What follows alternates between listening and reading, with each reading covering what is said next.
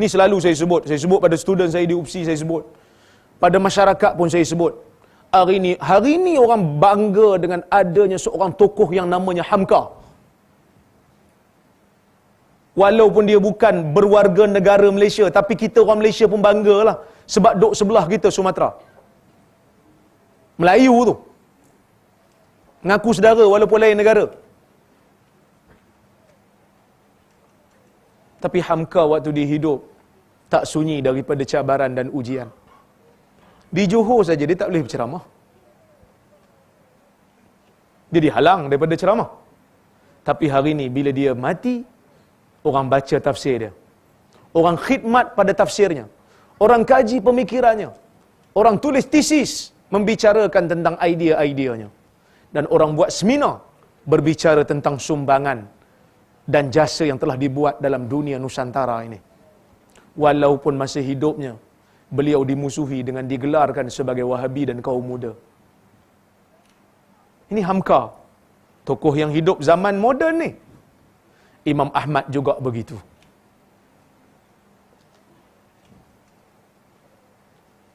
Imam Ahmad juga begitu. Masa zaman dia hidup, dia terkena fitnah khalqil Quran. Fitnah apabila pemerintah masa tu ambil mazhab Mu'tazilah. Ma'mun, Khalifah Al-Ma'mun terpengaruh dengan mazhab Mu'tazilah yang mengatakan Quran itu makhluk. Perbahasan yang tidak pernah diketahui oleh golongan salaf sebelum itu. Tiba-tiba muncul di zaman Ma'mun. Dia paksa semua ulama ikut pandangan dia. Dipanggil semua. Mana-mana ulama ahli sunnah dipanggil dan ditanya dengan soalan. Apa yang kau kata pada Quran? Makhluk ataupun tidak? Kalau dijawab bukan makhluk, seperti mana ahli sunnah kata bukan makhluk, maka mereka akan diikat dengan rantai besi dan diheret ke sana kemari untuk dibagi tahu, ni satu orang yang berbeza pandangan dengan kerajaan.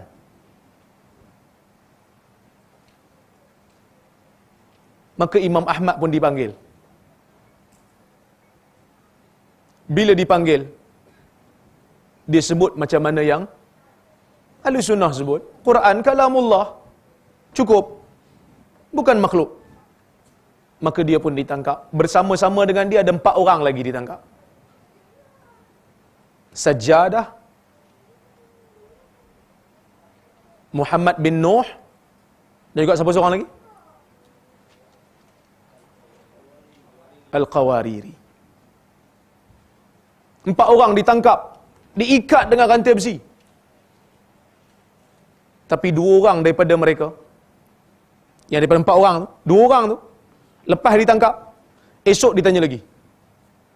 Macam mana? Nak ubah pandangan? 2 orang tu ubah. Sajjadah dengan Qawariri ubah pandangan. Ya, kami kata Quran makhluk. Lepas. Imam Ahmad dan juga Muhammad bin Nuh kekal dengan pandangan ahli sunnah, Quran bukan makhluk. Dikatakan Muhammad bin Nuh tu meninggal. Sewaktu dia diikat dengan besi, dia meninggal. Tinggal Imam Ahmad seorang-seorang. Mati Ma'mun. Ma'mun mati, diganti oleh Mu'tasim.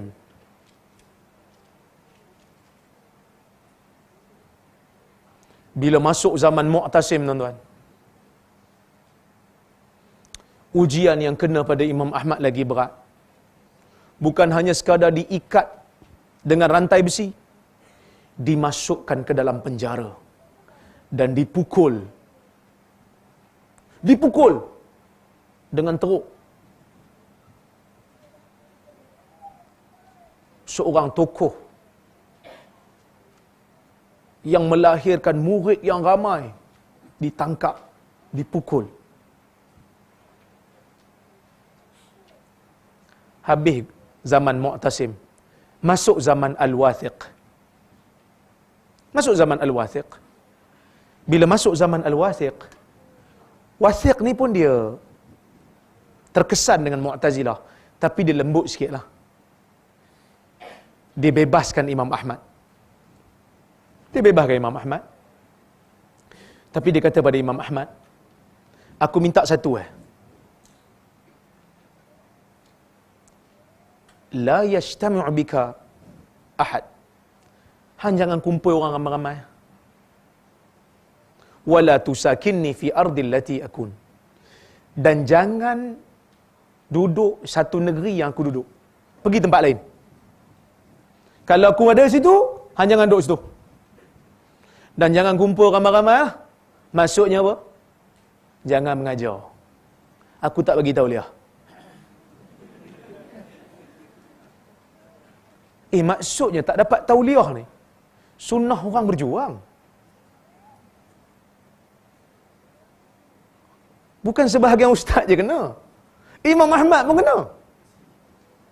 Maka dia kekal menjauhkan diri daripada khalifah.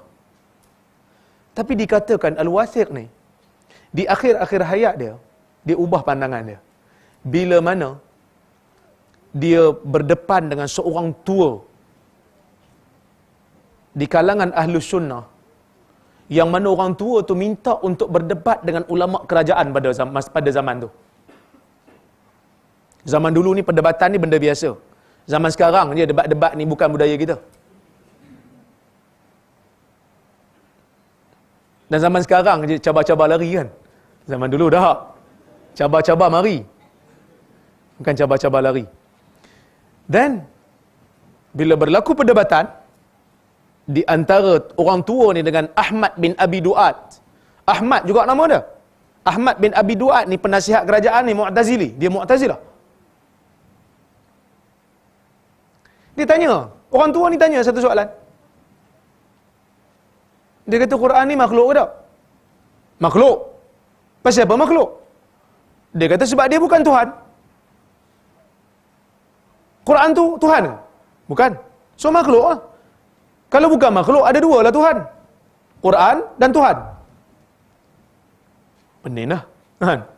Ahli Sunnah dia kata tak, apa yang terbit pada Tuhan, daripada Tuhan tu bukan makhluk lah.